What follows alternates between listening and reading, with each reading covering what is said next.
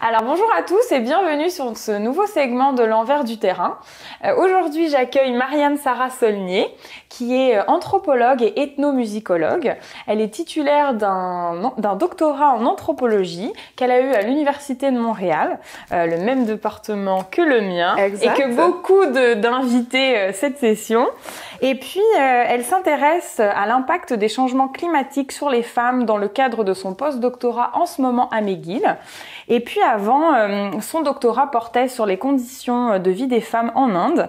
Et globalement, ses intérêts de recherche portent sur les études féministes, les inégalités politiques et sociales, ainsi que sur les relations interculturelles. Et puis, on peut aussi ajouter qu'elle coordonne un projet de recherche en ce moment sur l'accessibilité aux soins de santé mentale chez les populations vulnérables du Québec à l'Institut universitaire en santé mentale Douglas et est membre du Conseil des Montréalaises. Que de beaux projets. Et puis je sais d'un enregistrement précédent que tu as aussi travaillé avec Anthony Grégoire, que vous co-dirigez un ouvrage qui va bientôt sortir sur les artistes chercheurs sur le terrain. Exact. Et donc tu vas aussi nous en parler, de ton travail, mais de manière générale, donc tu es la deuxième ethnomusicologue sur ce podcast. Génial. Donc on est super contents. Et puis on a hâte que tu nous parles de ton intérêt pour l'anthropologie. Comment t'as découvert l'anthropologie surtout? Et puis t'enligner vers le doctorat. C'est quand même pas rien, en fait. Oui. En fait, à la base, c'était pas prévu que je me dirige vers l'anthropologie. C'était pas du tout dans mon plan de carrière quand je me suis inscrite à l'université au bac. En fait, moi, j'étais en musique. Moi, j'ai fait 2 bacs. Mon premier bac était en opéra. Donc, ça n'a absolument rien à voir avec... rien à voir avec l'anthropologie. Ben oui. Finalement, l'opéra, c'était vraiment pas fait pour moi. Je me suis dirigée plus vers le jazz. On n'est pas si proche de l'anthropologie non plus. Mais à la fin de mon bac en jazz, j'ai décidé de partir. J'avais découvert l'organisme qui s'appelait Jeunes musiciens du monde. D'accord. Dont une des écoles est basée en Inde. D'accord. Donc là, je me suis dirigée là-bas et là-bas, j'ai donné des cours d'art. Et puis, je me suis mis vraiment à m'intéresser à la musique indienne. Et puis là, en faisant des recherches, je me demandais, je vais-tu à la maîtrise, je vais-tu pas à la maîtrise? C'est la première fois de ma vie depuis la maternelle que je prenais là, une pause là, de 6 mois environ pour être là-bas. Et puis, c'est ça. En essayant de regarder en quoi je pourrais me diriger à la maîtrise, j'ai découvert l'ethnomusicologie. Je me disais, Inde, mon trip sur la musique aussi. Ben oui, est-ce que tu vas pas lâcher la musique nécessairement? Non, exactement, ça toutes les dernières années de ma vie avaient été dirigées vers la musique. J'avais tout donné là-dedans, donc je voulais pas abandonner ce projet-là. Exact. Donc, c'est comme ça que je me suis mis à triper sur la musique indienne, mais à triper aussi sur vraiment le côté plus social de la musique. À travers le temps aussi, j'ai développé un intérêt féministe grandissant. Je suis devenue de plus en plus militante. Et puis là, je me suis intéressée à la musique des femmes en Inde. Donc, c'est comme ça que mon projet de maîtrise est né. Donc, ton projet de maîtrise étant la continuité de ce que tu as fait au doctorat. Exactement, c'est ça. Donc, ce serait le petit embryon qui m'a amené finalement au doctorat. Et alors, comment tu as préparé En fait, comment aussi tu as trouvé la transition entre musique et anthropologie? Honnêtement, j'ai trouvé ça difficile. Disons que la préparation pour mon terrain de maîtrise et celui au doctorat, très différent, beaucoup plus chaotique à la maîtrise. Mais c'est le premier aussi. Hein. Oui, exactement. On apprend de nos erreurs, je dirais. Mais je suis chanceuse que c'est bien passé, mais je dirais que c'est surtout grâce à un concours de circonstances. Là. Je t'explique. À la maîtrise en ethnomusicologie, on est situé au département de musique. On n'est pas au département d'anthropologie. Exactement. Donc, les cours qu'on a sont davantage musicaux, musicologiques qu'anthropologiques. Donc, toute la préparation pour le terrain... t'en as pas? Pas vraiment, non. Exactement. Donc, moi, je me rappelle que, très naïvement, j'étais si jeune à l'époque, je m'étais dit, je m'intéresse aux femmes indiennes, aux femmes gitanes. Je vais aller en Inde sans grande préparation à la recherche de femmes gitanes. Puis là, j'avais choisi le Rajasthan parce que je savais que c'était le berceau de plusieurs castes de musiciens. Donc, je me suis dirigée là. en espérant trouver ta voie. Voilà, exactement. Mais je pense que j'ai jamais été aussi stressée de toute ma vie. Oui, c'est ce que je voulais dire, parce que l'Inde, c'est quand même... Enfin, c'est génial, mais c'est aussi dangereux. Enfin, je veux dire, exactement, voilà. c'est ça. Puis en plus, je me rappelle que, tu sais, juste pour rajouter là, au stress, c'était durant la grosse vague là, où on entendait toujours dans les nouvelles les viols collectifs et compagnie. Donc, moi, je suis arrivée en Inde, j'étais stressée comme jamais. Oui. Ah oui, j'avais de l'eczéma sur les... J'avais jamais eu ça de ma vie. Mais oui, c'est le stress. Oui. Ah, mais oui. Et puis, de bouche à oreille, je me suis mis à demander aux gens s'ils connaissaient des femmes musiciennes gitanes, etc. Puis tout le monde, la réponse que les gens me disaient, c'était tout le temps, mais voyons donc, pourquoi tu t'intéresses à la musique de ces gens-là? Ce sont des voleurs. Il y a tellement de musique plus noble en Inde auquel tu pourrais t'intéresser. Mais bon, de fil en aiguille, il y avait vraiment une mauvaise réception. Oui. Vraiment. Ça s'explique entre autres aussi par le système de caste. Là. Oui, aussi, parce qu'ils sont pas... ils sont la plus basse caste, je pense. C'est ça. Et puis là, un jour, un matin, il y a un homme qui vient cogner à ma porte d'hôtel et qui me dit... Puis le stress aussi. Ah, ben oui! Puis là, il me dit, j'ai entendu parler que tu cherchais des gitans. Là, il y a un autobus qui va passer à peu près vers 3h de l'après-midi à l'entrée de la ville, qui se dirige dans le désert. Et à l'intérieur du bus, il devrait y avoir des gitans. Fait que là, c'était vraiment, tu sais, moi, j'étais déjà en panique parce que j'avais tellement peur de rien trouver. Puis je me disais, qu'est-ce que je fais? Puis toute seule, comme ça. Toute seule, exactement. Puis je me disais, mon Dieu, qu'est-ce que je fais? Finalement, je suis allée prendre l'autobus. J'ai pris mon courage à deux mains. Donc, j'ai attendu 3 heures parce qu'il n'y arrivait pas. Et comme de fait, quand j'ai pris l'autobus, à la fin du bus, il y avait plein de gens qui parlaient, il y avait avec des instruments, tout ça. Fait que je suis allée me diriger là. Je me suis assise à côté d'une femme. Je me suis mis à lui parler. C'est là qu'elle m'a expliqué qu'elle venait d'une communauté de charmeurs de cobras, qu'elle était danseuse, puis qu'elle s'en allait dans le désert pour faire un spectacle. Et puis, le chemin pour s'y rendre prenait environ 2 heures. Donc, tout ce temps-là, on a parlé, puis à force de parler, elle m'a dit, puis elle a bien vu que j'avais aucun contact, là. Personne m'attendait rendu là-bas. Puis elle m'a dit, si tu veux, reste avec moi, puis tu vas pouvoir rester dans notre tente pendant qu'on se change, puis pendant qu'on fait le spectacle, tout ça. Puis je vais te faire rencontrer mes amis. Fait que j'étais comme, super. OK, génial. Fait que là, j'étais avec elle pendant qu'elle était en train de changer, elle se préparait avec d'autres femmes, puis là, je regardais les instruments, je regardais qu'est-ce que les musiciens avaient. Puis là, j'ai remarqué qu'il y avait un des musiciens qui avait un pungi. Donc ça, c'est une flûte qui sert à charmer les cobras. Tu sais, dans mes cours de musicologie, j'en avais déjà vu. Puis là, je lui ai dit, tu sais, vous allez charmer des cobras ce soir dans les spectacles. Puis il me dit, oui, ben les cobras, c'est elle. Puis là, il m'a pointé les danseuses. Fait que là, c'est là que j'ai fait genre, OK. Là, c'est là que mon sujet est né, en fait. C'est là que j'ai compris que les femmes remplaçaient les cobras dans les spectacles désormais. OK. Oui, parce qu'on a regardé, en fait, ta vidéo pour ma thèse en 180 secondes. Et du coup, c'est là que je me suis dit, mais oui, en fait, c'est parce qu'il y avait pas... Parce que je disais à tout le monde, oui, il y a des serpents, il y a des cobras et tout ça. Mais non, en fait, c'est la femme qui est... elle personnifie le cobra, en fait. Ouais, mais c'est pas dans toutes les communautés. D'accord. Mais effectivement, c'est illégal en Inde depuis 1972 parce que c'est considéré comme étant de la cruauté pour les animaux. OK. Parce que pour... Il faut les dresser, j'imagine, en plus. Mais comment on dresse un cobra? Enfin, c'est ça qui est dingue. Ben, c'est ça. Parce que pour l'attraper, bien entendu, là, la flûte ne charme pas le cobra. Ben oui, non, c'est ça. En fait, le cobra n'a pas d'oreille. Donc, il est pas...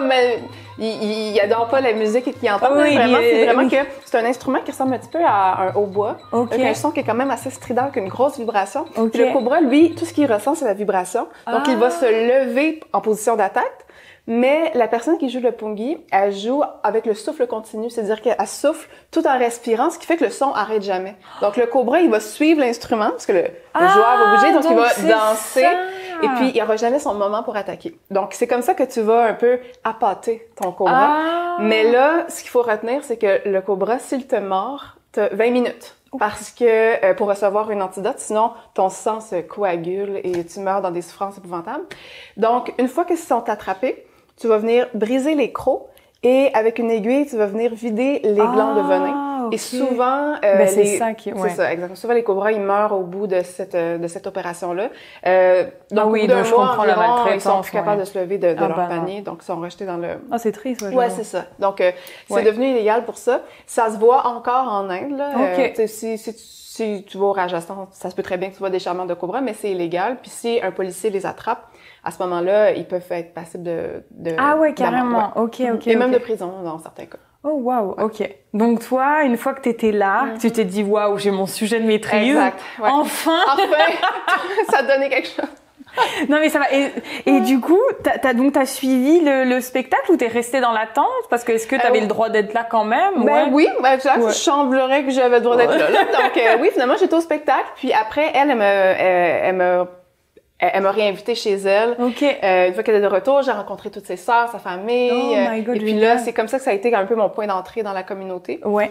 Ça m'a fait développer beaucoup d'amitiés que j'ai gardées au fil du temps. Ouais, puis pour le doctorat aussi, j'imagine. Oui, au doctorat, déjà, j'étais plus préparée. Mais aussi parce que là, j'avais suivi quand même des séminaires. J'avais lu plus sur la méthode, sur les recherches de terrain. Puis c'est ça, ma maîtrise, elle, c'était vraiment d'un point de vue musicologique sur la façon dont le corps des femmes représente le cobra à travers la danse. OK, génial. Et puis ensuite, je me suis intéressée au doctorat plus à la place des femmes. Comment est-ce que la danse pouvait transformer les dynamiques de genre entre les hommes et les femmes. Génial, OK. D'un point de vue plus féministe. OK.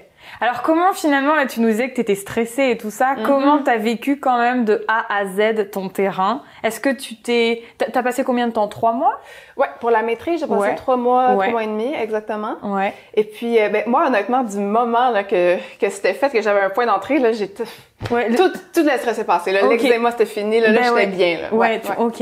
Et là, du coup, t'allais tous les jours. Est-ce que tu les rencontrais vraiment plus régulièrement ou comment ça se passait? Oui, ce qui est incroyable avec l'Inde, là, c'est vraiment... c'est sûrement pas comme ça partout en Inde, là, mais en tout cas, moi, j'ai été très chanceuse.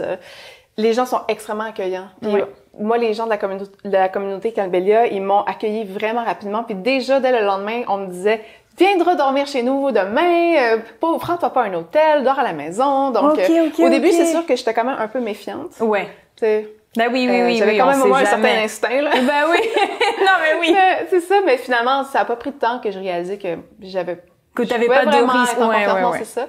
Et puis, fait que finalement, j'habitais avec une famille dans le désert. D'accord. Puis elle, je la suivais à travers ses tâches ménagères, mais aussi à travers ses concerts. D'accord, donc, OK. Ouais. Et alors, vivre dans le désert, comme ça? Vivre dans le désert, honnêtement, c'était vraiment pas si pire. Parce que la vie est très paisible. OK. C'est quand même tout est propre parce qu'il fait tellement chaud, il y a tellement de sable que le sable lave tout. Donc, c'est... OK. Moi, j'ai trouvé ça vraiment agréable vivre dans le désert. Ce que j'ai trouvé difficile, par contre, c'était au doctorat. Parce que là, au doctorat, je retournais dans les mêmes familles. Ouais. Mais là, il y en avait beaucoup là-dedans qui avaient déménagé dans des bidonvilles. Donc là, j'ai vécu presque 8 mois dans un bidonville. Wow. Puis ça, c'était difficile. Ça, c'était dur. Ah ouais, c'était un bidonville, en plus, qui était positionné sur un dépotoir. Ouais, exactement. Donc, tous les jours, c'était de la vermine, c'était... wow. Non, exactement ça. La nuit, surtout quand il faisait froid, là, les vermines rentraient dans les draps. Oui, exact. Puis je me rappelle d'une fois, on dormait tous à terre, mais on dormait quand même assez collés parce que dans le désert, la dans les nuit, zones désertiques, je dirais, là, on était dans un milieu urbain, mais c'est quand même une zone désertique. L'hiver, il fait froid, là, ça peut aller jusqu'à 10 degrés. Ouf, ouais. Quand tu vis dans une tente, non, c'est froid, pas, c'est t'as pas de mur. Hein. Ce qui fait que toutes les femmes étaient dormaient en cuillère, exactement. Okay. Et puis avec les bébés à terre, puis là, un moment donné, durant la nuit, tu sais, en Inde, on mange avec la main droite. Ouais. Et puis, il n'y a pas toujours du savon, toujours à proximité, etc. Ce qui fait qu'il reste parfois de la nourriture dans les ongles. Durant la nuit, tu sais, je sentais qu'on venait, tu sais, jouer après mes doigts. Fait que là, je regarde, puis il y avait 10 rats en train de se nourrir sur ma main. Puis là, quand j'ai vu ça, je fais « Oh mon Dieu! » Tu sais, je dis à mon amie, il y a des bébés à terre, là. Je suis comme « Il y a des rats, tu sais. » Puis elle dit « Oui, quand il y a des rats, tu fais juste les tasser comme ça. » Et tu dis « OK, faut que je m'acclimate, là, tu sais. » Donc, il faut que je déstresse sur les rats. C'est l'animal domestique. C'est l'animal domestique, exactement, qui on cohabite, comme les écureuils, là, tu sais. C'est horrible. Ouais. Alors, est-ce que tu peux nous parler un peu plus des conditions dans lesquelles tu vivais? Parce que là, du coup, tu nous parles des bidonvilles et tout ça. Avant d'être Donc, t'as été 12 mois en Inde pour le doctorat? Oui, un petit peu moins, 8 mois. OK, 8 mois. Donc, les 8 mois dans un bidonville. Ouais, exact, exact. Et comment tu prépares ça? Est-ce que tu savais que t'allais être dans un bidonville? Je pensais pas que... Non, en fait... Parce que la personne avec qui je suis allée vivre, elle m'avait pas dit que c'était un bidonville, en fait. En plus, le bidonville, c'est un terme qui... Peut-être ne peut rien dire, exactement, c'est ça, je dirais. Est-ce qu'ils emploient ce terme-là? Non, ils disent plus que... C'est plus associé à un lieu de squattement, je dirais. Un lieu qui est pas officiellement qui ne leur appartient pas officiellement, là. Non, moi, je m'attendais encore à vivre dans le désert. Dans le désert. Ouais, c'est ça. J'avais pas prévu qu'il y avait eu autant de déménagements en ville. Et en me disant que c'était en ville, je pensais que ça allait être dans des maisons peut-être plus officielles. Ouais. Même si c'était pas un château, là, mais que ça soit en dur. Non, c'est ça, exact. Mais je me rappelle que j'ai pas eu 2 minutes, là, quand je suis arrivée. Ouais. C'est ça, le temps de se dire, mon Dieu, j'habite là, quoi. Ouais, c'est ça, exact. Non, ouais, c'est clair. Et puis, alors, niveau sécurité, c'était comment? Est-ce que comment tu t'es sentie même, bon, là, tu nous parlais qu'en maîtrise, t'étais stressée et tout ça, mais même si ton terrain, après, avait démarré, comment tu te sentais, toi? Est-ce que tu te sentais en sécurité ou pas, autant en maîtrise qu'en doctorat? Oui, quand même, honnêtement, je me suis vraiment sentie en sécurité avec la communauté Kalbelia. Puis ce qui est impressionnant, c'est que les gitans ont des contacts partout, là. Okay. Donc même une anecdote épouvantable qui m'est arrivée, c'est que un enfant s'amusait dans mes bagages. J'ai regardé les choses, il a pris mon passeport et il l'a mis dans l'eau. Exactement. Donc, j'avais plus de passeport. J'habitais dans un bidonville auprès des gitans. C'était l'enfer. J'étais une véritable sans-papier. C'est clair. C'est ça. Et puis, refaire le passeport, ça a été l'enfer. Puis là, il fallait que je donne des pots de vin constamment. C'était vraiment terrible. Mais quand les Kalbelia ont pris ça en main, là, ils m'ont dit, OK, là, inquiète-toi pas. Ils avaient des contacts à l'ambassade. Ils avaient des contacts comme avocat. Donc, tu sais, j'étais quand même bien... Ouais, avec les policiers, j'ai comme été pris en charge exactement. Donc, ça a vraiment aidé.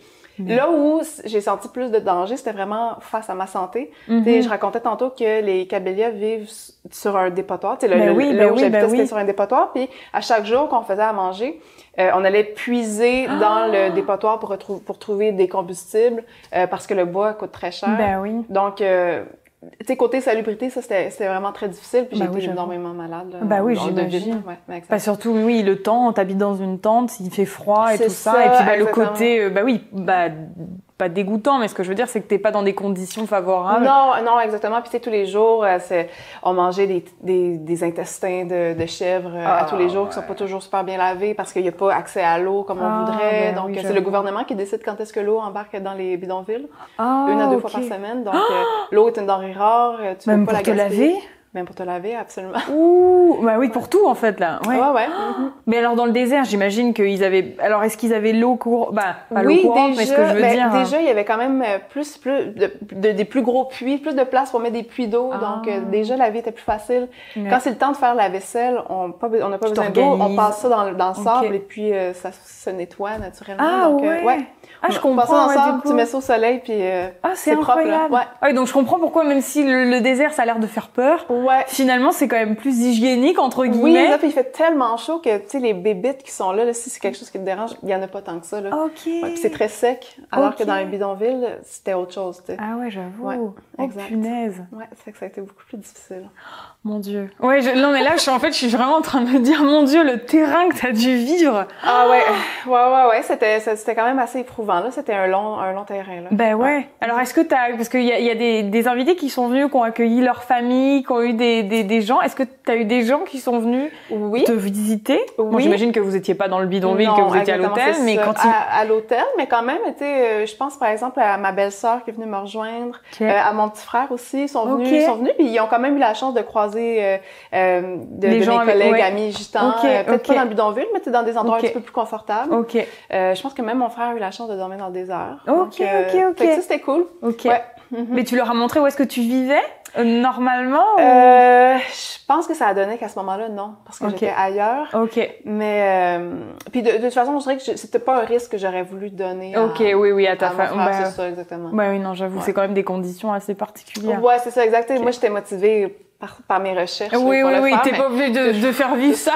Non, c'est ça. Si la personne a juste 2 semaines en Inde, on va lui épargner le souci. C'est ça, exactement. Et alors, du coup, tu disais que tu étais, c'est ça, dans une tente avec des femmes. Alors, comment ça se passait au niveau organisation sociale? Est-ce que les hommes étaient séparés des femmes? Est-ce que... ce qui est particulier avec le cas des Kalbelia, c'est que avec l'ascension de la danse, les hommes qui, eux, charmaient les cobras, ont perdu un peu leur place. Donc, les femmes, même, elles se sont associées avec des castes de musiciens environnantes, ce qui fait que le pungi, c'est un instrument qui est vraiment pas populaire. Donc, les hommes qui, autrefois, charmaient les cobras ou bien mendiaient, mais ne travaillent plus du tout. Donc, maintenant, les hommes restent à la maison constamment. plusieurs ont développé vraiment des gros problèmes d'alcool. Les oui, hommes c'est ça sont ce que vraiment... je veux dire. Qu'est-ce qu'ils font? Parce que est-ce qu'ils aident dans la maisonnée? Non, absolument pas, non. L'Inde, c'est une société qui est extrêmement patriarcale où les rôles de genre et sont là, vraiment malgré ancrés dans les stéréotypes. Okay. Et outre le fait que les femmes dansent, qui est vraiment une exception, puis sont les seules pourvoyeuses, ça n'empêche pas que toutes les tâches qui sont généralement dévolues aux femmes, ça leur appartient. Ce qui fait que les femmes ont vraiment la double tâche. Mais oui! Le jour, elles s'occupent des enfants, elles se font à manger, puis à partir de 6 heures du soir, elles partent danser. Souvent, même, elles amènent leurs enfants avec elles parce que les hommes s'en occupent pas. Et puis, elles reviennent vers 1h du matin, à peu près. Donc, elles ont des immenses journées. Pendant ce temps-là, les hommes restent à la maison. Puis eux, ils font littéralement rien, entre guillemets. Puis on ressent beaucoup de détresse, même. Ben oui, c'est ce que je voulais dire. Oui, exactement, parce qu'ils ont perdu leur rôle. C'est en reconstruction complètement.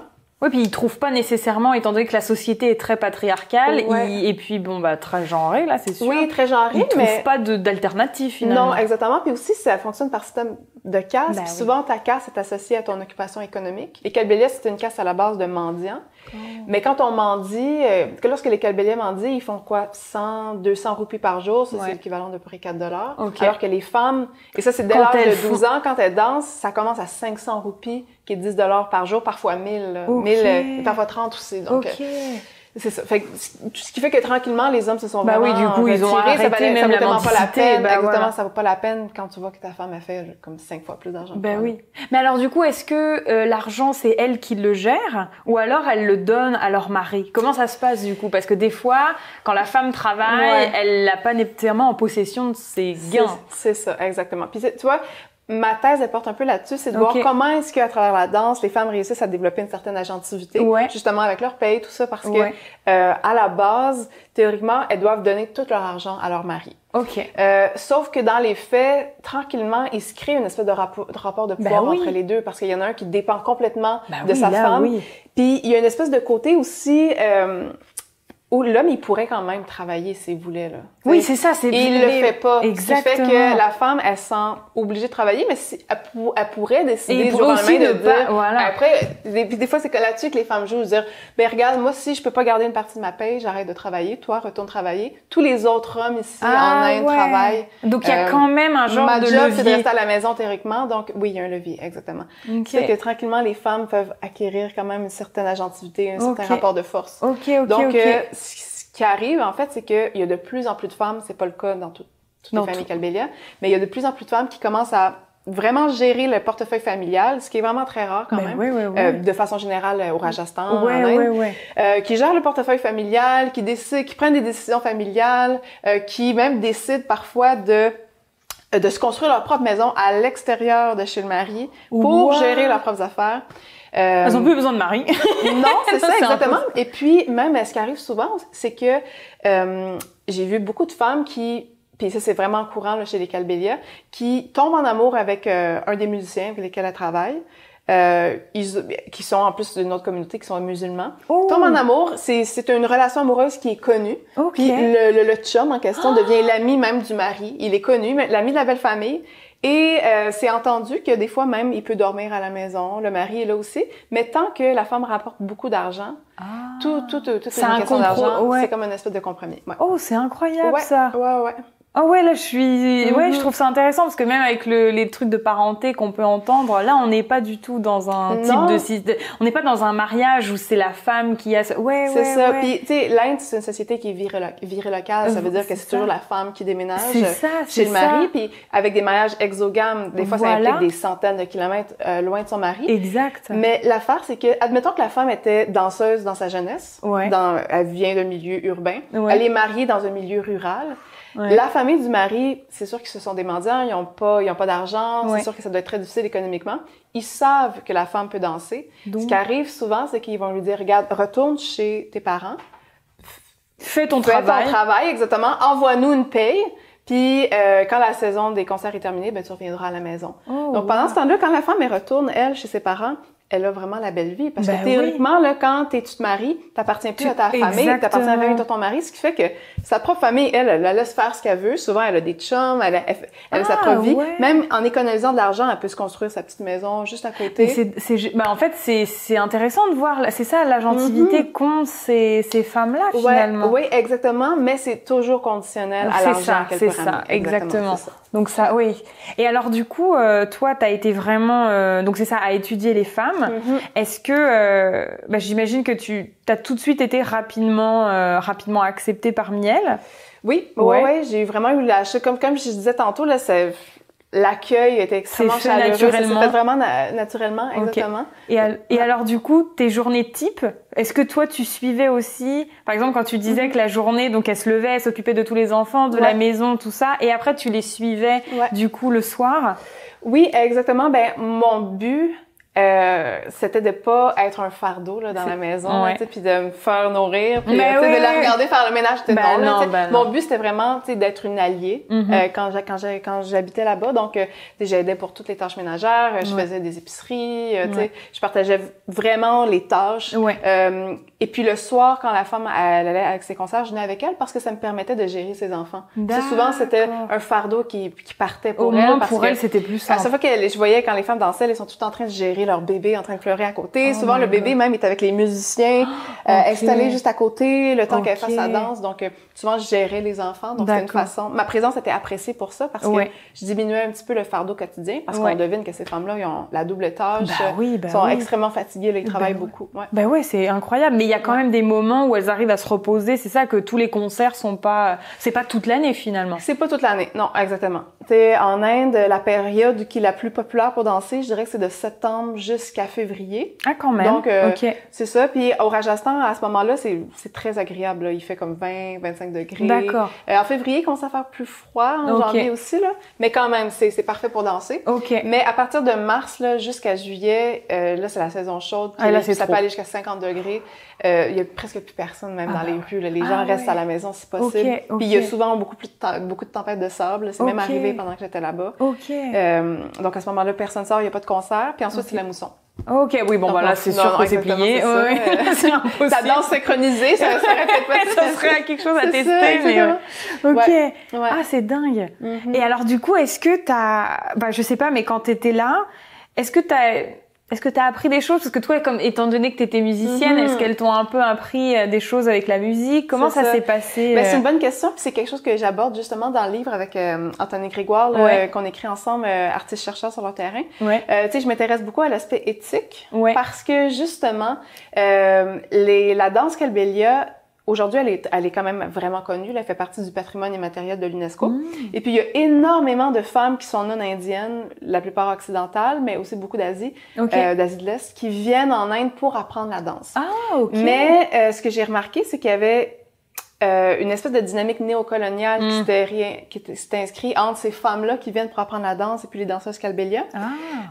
Parce que le problème, c'est ce que des femmes m'ont vraiment expliqué en Inde, c'est qu'il y a beaucoup de femmes qui viennent, qui apprennent la danse, qui achètent le costume, etc., toutes les parures, qui retournent dans leur pays pour apprendre la danse Kalbelia, pour donner des cours de danse Kalbelia. Ce qui fait que là, il y a de moins en moins de femmes, de touristes qui viennent voir les femmes Kalbelia. Voilà, exactement. Donc, c'est de l'appropriation. C'est vraiment de l'appropriation culturelle dans le but d'avoir un profit. Le meilleur exemple, en fait, c'est qu'aujourd'hui, la femme l'artiste là, qui peut donner des accréditations de l'UNESCO pour la danse Kalbelia, c'est une Américaine qui vient de Washington. Non. Ouais, exactement. C'est la seule, exactement. Donc, c'est même pas une femme Kalbelia. Mais c'est n'importe quoi. Ouais, exactement. Donc, mais comment elle a eu l'accréditation? Je sais pas, honnêtement. N'importe quoi. C'est ça, mais même l'UNESCO, je pense j'aurais énormément de critiques, là. Quand j'ai regardé leur description d'où venait la danse Kalbelia, là, c'était rempli de fausseté, là. Donc, je pense que j'ai l'impression que ça avait été fait un peu sur le coin d'une table, puis qu'ils se sont dit, bon, oui, on va lui donner ça. On va lui donner ça. C'est ça. Mais c'est triste. Donc, c'est ça. Donc, en voyant déjà cette dynamique-là, je me suis dit, je suis pas sûre que c'est une bonne idée que je m'intéresse à la danse, que je prenne des cours de danse. Et puis, à la maîtrise, j'avais commencé à en apprendre un peu durant mon premier terrain. Mais j'avais vite remarqué que ça crée des attentes. Parce que un cours de danse, là, quand on le prend, c'est à peu près 1000 roupies, c'est quand même 20 et ce qui fait que j'ai l'impression que ça monétarisait beaucoup ma présence. Tu sais, quand je venais, c'est comme, viens-tu pour une entrevue, juste pour le fun ou pour avoir un cours, tu sais? Donc, j'ai vu qu'au doctorat, c'était rendu vraiment compliqué et qu'il y avait cet enjeu-là, le néocolonial, qui s'installait avec l'apprentissage de la danse. Puis toi, après, c'est ça, quelle relation tu vas bâtir avec tes informateurs et les personnes que tu rencontres. Exactement. Fait que pour mon doc, j'ai décidé de complètement mettre ça de côté. Par contre, le fait d'être musicienne, je l'ai quand même utilisé. Par exemple, quand les femmes dansaient, des fois, les musiciens me disaient comme, viens-t'en, j'ai joué l'harmonium, parce que j'ai aussi une formation en piano. Ok. Donc, ça m'est arrivé de jouer différents instruments. Ok. Tu sais. Donc, j'ai utilisé ce côté-là artistique, mais je me suis pas dirigée vers la danse pour pas ces pour raisons. ça. Ok. Ouais. Et alors, du coup, donc les musiciens, par contre, eux, c'est des hommes. Oui. Okay. Exactement. Donc les danseuses, ce sont des femmes et les musiciens sont des hommes. C'est ça. En fait, plus exactement, au Rajasthan, comme je disais d'entrée de jeu au début de l'entretien, le Rajasthan, c'est vraiment le berceau de plusieurs castes de musiciens itinérants. D'accord. Et ces musiciens-là, c'est pratiquement tous des musiciens qui sont musulmans. Et ce qui est de particulier, c'est que dans leur communauté, les femmes, c'est absolument impossible qu'elles dansent en public, c'est non négociable. Okay, toutefois, ce qui est d'intéressant, c'est que ils font partie parmi les meilleurs musiciens de l'Inde. Ils ont une pluralité d'instruments incroyables. Ils jouent de l'harmonium, de la sitar, du sarangi. Donc, c'est vraiment impressionnant. C'est des virtuoses. Ouais. Et de l'autre côté, t'as les kalbelias, où les femmes peuvent danser, mais tout ce qu'ils avaient, c'est un pungi. Un instrument qui est vraiment vraiment pas populaire, puis qui se marie difficilement avec les autres instruments parce que c'est difficile de l'accorder. Exact. C'est ça. Donc, ça a été comme une espèce d'alliance naturelle pour essayer de faire le plus de spectacles. Ces musiciens-là, musulmans, se sont mélangés avec les danseuses kalbelia. Ah, j'avoue. Ah, c'est dingue. Et alors, du coup, donc toi, tu disais que tu étais un allié pour ces femmes-là quand tu étais sur le terrain. Mais par exemple, est-ce que tu étais vraiment pour une famille une alliée, parce que du coup, tu étais acceptée dans une famille. Et d'ailleurs, tu pourrais nous en parler. Est-ce que c'était la même que tu avais eue à la maîtrise, cette première femme que tu avais rencontrée? Ou alors, est-ce que tu aidais d'autres familles ou comment tu as même fait des entrevues avec d'autres femmes? Comment ça s'est passé, en fait? En fait, au Rajasthan, il y a 3 grands centres kalbelia, je pourrais dire, là, 3 grandes régions où on retrouve des danseuses kalbelia. Ouais. Puis mon objectif, c'était de comparer un peu là-dedans, d'aller faire vraiment un tour d'horizon là, dans toutes des 3 exactement, pour vraiment avoir le portrait le plus complet, si je peux dire. Et puis là-dedans, il y avait des endroits qui étaient plus ruraux, plus urbains. Donc mon but, c'est de me promener entre le bidonville puis le désert. D'accord. Donc je dirais que j'avais 3 grandes familles où je me promenais. D'accord. Mais avec des questions d'affinité, j'ai été amenée à vivre un petit peu plus dans le bidonville. D'accord. Mais c'est ça, je me suis promenée quand même dans toutes ces familles-là de façon à diversifier. Aussi, rester dans un bidonville auprès d'une famille pendant 8 mois, ça aurait pu être dérangeant après un certain temps. C'est quand même très long. Ouais. Donc, mon but, c'était quand même en bougeant, en bougeant, comme ça, tu déranges moins. Puis quand tu reviens, mais les gens sont contents de te voir. Non, mais c'est vrai, en fait. T'as pas l'impression d'être sur leur dos en permanence. Oui, exactement, c'est ça. Parce que j'essayais de faire, d'acheter toutes sortes de choses, de participer aux tâches. Mais je sentais aussi des fois que les gens savaient que je travaillais sur la condition des femmes, c'est ça, puis je sentais que c'était pas toujours le bienvenu, du côté des hommes, là, C'est ça que j'allais te demander, comment était accueillie ta recherche? Parce que même si tu travaillais sur les kalbelia qui étaient, parce que c'est ça que t'as quand même une thèse en anthropologie. Donc, tu es ethnomusicologue, mais là, c'est de l'anthropologie. Exact. Donc là, du coup, c'était vraiment sur la condition des femmes, moins que sur... Après, c'est sûr qu'elles font de la musique, elles dansent, machin. Mais ce que je veux dire, c'est que là, les hommes, ils devaient se rendre compte. Comment ça a été accepté? Parce que j'imagine que si elles ont un peu plus de pouvoir, entre guillemets, de leur statut, elles ont pu accepter ta présence. Mais les hommes, comment ils acceptent ça? Ce qui a aidé un petit peu au début, c'est que pour ma maîtrise, je m'intéressais vraiment à la personnification du cobra à travers la danse, ce qui fait que c'était très ethnomusicologique. Donc, ça, c'est pas quelque chose qui... Ça, ça les a pas choqués, ça choque pas, là, c'est ça. Tu parles de rien qui pourrait créer de conflit, exactement. Mais quand je suis retournée pour mon doctorat, j'avais très bien expliqué aux femmes mon objectif, de parler plus de leurs conditions de vie, etc. Et puis, j'ai fait des entrevues avec des hommes qui étaient au courant de ça, mais c'est pas tous les hommes qui étaient vraiment nécessairement au courant de mes recherches ou qui les comprenaient. Donc, au départ, l'acceptation, le fait que je travaille avec ces femmes-là, ça n'avait pas créé trop de problèmes. Il reste quand même que ceux qui ont le dernier mot dans une famille, ça reste quand même les hommes. Les hommes, donc, c'est important qu'ils acceptent ça. Au départ, c'est qu'ils ne créaient pas trop de problèmes. C'est ça, mais plus le temps avançait, plus le lien d'amitié se créait aussi avec les femmes. Puis plus souvent, je sentais qu'à travers les recherches, elles ventilaient, puis elles avaient besoin de parler. Puis des fois, quand elles étaient fâchées, elles venaient me voir, puis elles me parlaient, puis ce qui arrivait parfois, c'est que ces femmes-là, vu qu'elles côtoient énormément de touristes, elles parlent quand même bien anglais. Donc, mais leur mari, non. Donc, des fois, quand elles avaient envie de ventiler, voilà, exactement, elles me parlaient en anglais, puis t'avais le mari à côté qui regardait, j'étais comme, si tu savais! Mais c'est ça, exactement. Donc, puis je me rappelle qu'à un moment donné, j'avais fait une entrevue avec une femme qui était devenue vraiment, en fait, une amie que j'habitais avec depuis quand même plusieurs mois à ce moment-là. Ouais. Et puis, elle allait pas bien, elle avait ventilé, on avait beaucoup parlé justement, de ses conditions de vie. De ce qu'elle avait. Exactement. Puis là, ça a donné qu'après, elle a vécu une injustice au sein de sa famille par sa belle-mère. Et puis, elle a complètement pété une coche. C'est comme si c'était trop. Elle a dit, là, j'en ai assez. Elle a pris par la main son enfant. Elle a pris moi par la main de l'autre main. Puis elle a dit, je m'en vais. Je suis plus capable d'être ici. Puis elle est partie. On était dans le désert. On marchait. Puis là, je me dis, oh mon Dieu, qu'est-ce qui se passe? Puis là, t'étais aux premières loges. Exactement. Puis là, on marchait. Puis là, je sentais qu'on m'avait associée à ça. Ouais. Puis son mari avait fait justement un commentaire, depuis qu'elle est là, t'as changé, mais sans que tu te rebelles. Donc c'est ça. Après, il a fallu, faire un peu de politique, là, de dire, je m'excuse. De dire que j'étais pas là pour ça, mais que voilà. C'était vraiment pas mon objectif, c'est ça. Donc, il a fallu que je recrée un petit peu le lien de confiance avec ma belle famille. Ben oui, c'est sûr. Donc, mais ça faisait partie des risques que j'avais pas vu venir. Ouais. Ben c'est ça, en fait, c'est ça, ma question après allait être, quels a été un peu les défis que t'as eu sur le terrain? Et est-ce qu'ils étaient différents entre la maîtrise et le doctorat?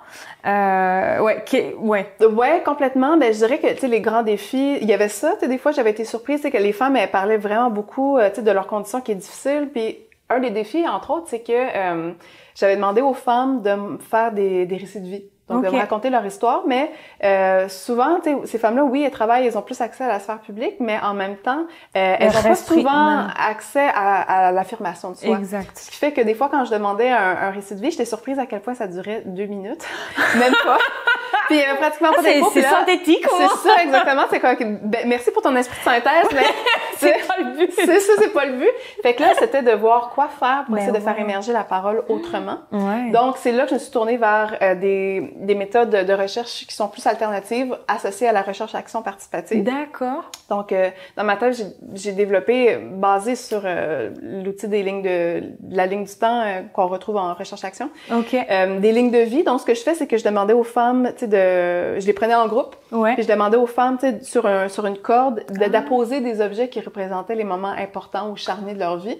Puis à ce moment-là, ce qui était intéressant, c'est que de leur vie, mais plutôt dans la vie d'une femme calbélia, je dirais de façon générale. C'est sûr qu'il n'y a pas de profil type de femme générale. Non, après, ça allait être particulier à leur parcours. Oui, exactement, mais ce qui est intéressant, c'est que ça obligeait les femmes de se questionner sur les normes de genre pour les femmes face à elles aussi. Donc, de cette façon-là, ça faisait émerger beaucoup de souvenirs, beaucoup d'anecdotes. Donc ça devenait plus riche. C'est un exercice que j'ai fait aussi de façon individuelle avec les femmes. Donc, là-dessus, c'est intéressant. OK.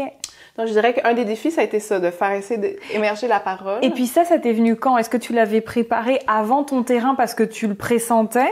Ou est-ce que ça t'est venu en te disant, bon bah là, je veux faire des récits de vie, les entretiens, bon si ça dure 5 minutes, c'est sûr que c'est compliqué. Donc est-ce que c'est là que du coup tu t'es renouvelé entre guillemets ou adapté sur le terrain? En fait, j'avais eu l'idée de faire effectivement, des lignes de vie. C'était dans quelque part dans ton exactement, c'est ça.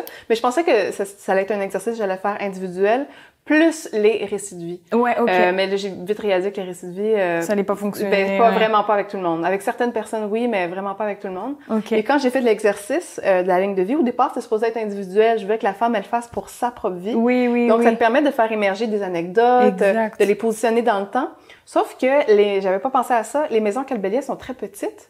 Ce qui fait que quand tu accapares à peu près 1 mètre carré du plancher, c'est impossible. Tout le monde vient autour, tout le monde est curieux, donc c'est pas possible de se livrer. Oui, c'est pour ça que oui. C'est pour ça que finalement j'ai décidé de le faire en groupe pour m'intéresser plus aux normes de genre, les femmes ensemble, et sur un papier, je l'ai fait de façon individuelle. Ah, OK. Donc ça a été comme une espèce d'adaptation, je dirais, de la méthodologie. Ouais. Puis un autre défi que j'avais pas vu venir, que j'avais pas du tout vécu à la maîtrise, peut-être parce que mon terrain était plus petit, mais que j'ai vécu durant mon doctorat, c'était à quel point plus j'étais acceptée au sein d'une famille, plus j'avais de restrictions face à mes libertés. Donc, un exemple, au départ, c'était facile de rencontrer des femmes seules parce que vu que j'étais nouvelle, on n'osait pas me dire « Non, tu peux pas faire ça ». Donc, tu pouvais prendre une femme, puis là, je disais « On va aller prendre une marche », tu sais. Puis on va aller prendre un jus quelque part. Donc là, ça me permet de parler. Mais là, plus je t'ai accepté, plus ça disait, tu sais, une femme, ça marche pas tout seul dans la rue. Donc, il me disait, c'est mieux pour ta sécurité que tu sortes pas seule, tu sais. Je suis comme, OK. Là, tranquillement, tu sais, moi, je m'habillais en salwar camise, des vêtements qui sont pas traditionnels rajasthani, mais indiens. Puis là, tranquillement, on m'a donné un habit, puis on m'a dit, ça serait mieux si tu portais ça, tu sais, avec le voile, tu sais. Puis, mais je le mettais pas tout de suite. Après, on m'a dit, ça serait mieux si t'attaches tes cheveux. Après, c'était, si tu pouvais peut-être juste mettre le voile quand on sort. Ce qui fait que vers la fin, là, j'étais voilée, je pouvais pas sortir de la maison. Et puis même, je pouvais plus sortir seule. Et c'était tellement important que je sorte pas seule qu'il y a une fois où j'avais vraiment besoin d'aller au marché. On a préféré que j'aille au marché avec un petit gars de 12 ans plutôt que j'y aille seule. Donc, j'aurais pu être sa gardienne, là. Je aurais pu être mon frère, là. Oui. Mais c'était mieux que j'y aille avec lui plutôt que j'y aille seule parce que ça paraissait mal. Wow! Ouais. Et qui te disait ça? C'était les femmes ou c'était les hommes? C'était les femmes plus âgées. D'accord. Ou bien des hommes, exactement. Puis on me le disait jamais, tu sais, de façon, tu sais, ça venait vraiment. C'était pas imposé, c'était ça, exact. Mais tu sais, je sentais que même d'un point de vue, pour que ça paraisse mieux pour eux, là, vu que j'étais associée à eux, que je me fonde à ces mêmes règles qui s'adressaient à toutes les autres femmes, en fait. Donc toi, tu as accepté ça quand même rapidement, il n'y a pas de souci. Okay. Mais donc du coup, tu as senti pas cette chape de plomb, mais le fait que progressivement, c'était différent, quoi. Ouais, exactement. Ouais. Est-ce que ça a entaché un peu ton... Tu sais, la façon dont tu as recruté ou rencontré des nouvelles personnes, si après, il fallait que tu sois accompagnée, comment tu as pu mener tes recherches, en fait? Ouais, souvent, par exemple dans les bidonvilles, ça fonctionne par caste. Donc toute la même caste vit sur la même rue donc pour se rendre chez le voisin à côté, c'est pas un problème. Ouais, ça, Si tu vas aller par exemple au marché, là, quand tu sors un peu plus loin. Ouais, exactement. Donc tu sais, pour rencontrer les gens là, de la même école, c'était facile, tout le monde vit ensemble. Là. OK. Ouais, donc ça n'a pas été un problème. Puis même quand je faisais une entrevue avec une personne, on me disait là moi aussi là, j'ai des choses à dire, donc c'était quand même assez facile. Oui, c'est ça, je voulais dire. Il y avait un engouement, puis ce que je réalisais, c'est que les femmes étaient vraiment contentes de pouvoir parler de leurs conditions de vie.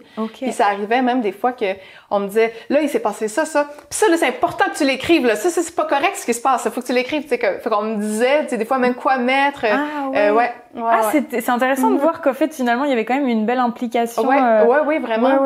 Même une fois que ma thèse était terminée, tu sais, j'ai rappelé, tout le monde est sur un Messenger, ou sur WhatsApp, là, en Inde. Donc, j'ai rappelé pour dire qu'est-ce que j'ai dit.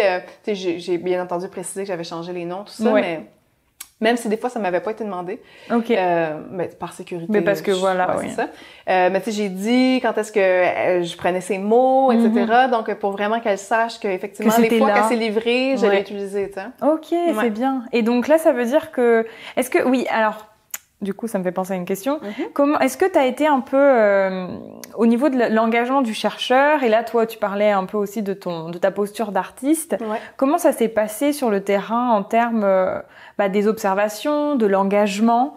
Est-ce que tu parlerais aussi d'anthropologie appliquée ou pas? Comment, dans ce cadre-là, tu pourrais aussi situer ta manière de faire l'anthropologie?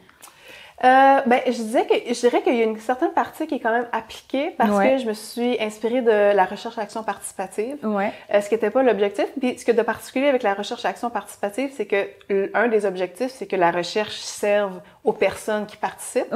Puis l'idée, c'est vraiment de partager le plus possible l'autorité de la recherche, puis de le faire vraiment en collaboration.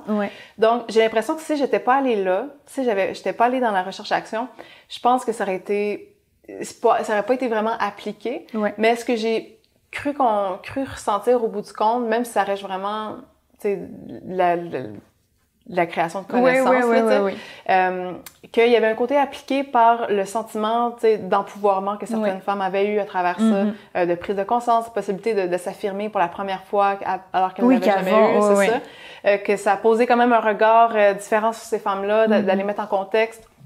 Donc, j'ai l'impression que là-dessus, il y a eu un certain élément qui est appliqué, mais que quand même, c'est limite.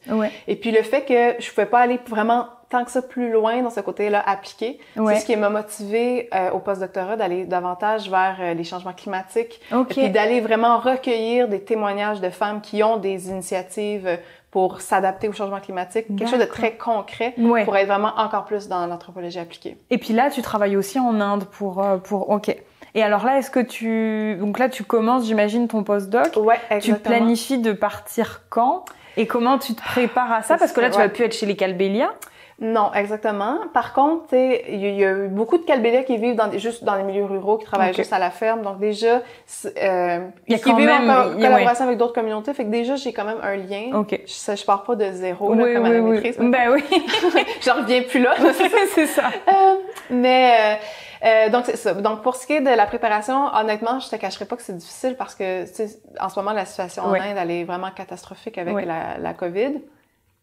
Donc, ça va être à voir quand est-ce que je vais pouvoir faire un terrain. Parce que je me suis dit, puis je pense que je m'enligne pour ça pour l'instant, parce que sinon, j'aimerais ça peut-être l'année prochaine.